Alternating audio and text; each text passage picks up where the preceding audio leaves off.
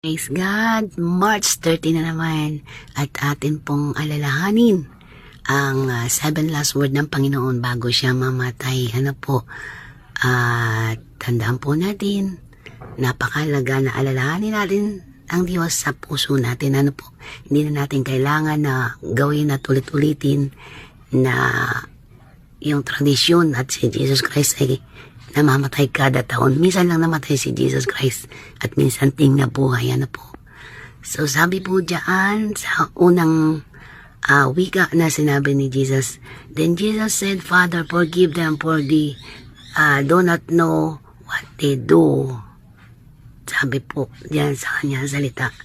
So salamat po na si Jesu Kristo ay isinugo ng Diyos Ama para sa ating mga kasalanan upang tayo ay makatanggap ng kapatawaran. Kaya po, sabi diyan, mahalin natin ang ating kaaway dahil habang nakapako si Kristo, minahal ni Jesus Christ yung mga tao.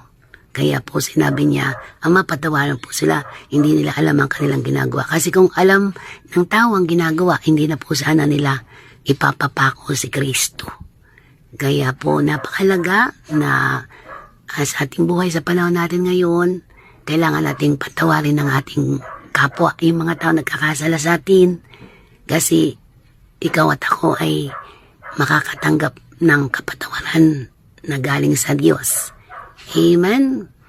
Magpatawad po tayo sa mga nagkakasala sa atin para patawarin din po tayo. Kasi mahalaga na magpatawad tayo para matanggap natin ang pangako ng Diyos na ginawa niya doon sa krus para sa akin. Manalangin tayo.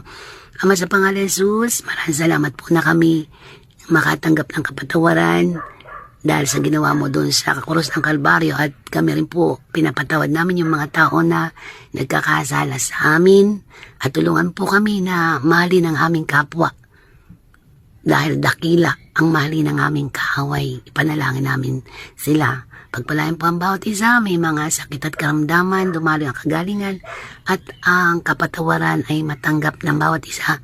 Lalo na sa panahon ngayon na palapit ang pagbabalik mo. Help us, Lord, na magsipaghanda, makipagkasundo kami sa iyo para yung buhay na wala hanggan ay pantanggap namin. Pagpalain po ang mga tao, magulo man ang mundo ngayon, dahil sign ng papalapit na pagbabalik mo, kami po ay samahan mo, pagpalain at ingatan, dahil ikaw po ang nangako na hindi mo kami pababayaan. Maraming salamat po at aalalahanin namin ang ginawa mo sa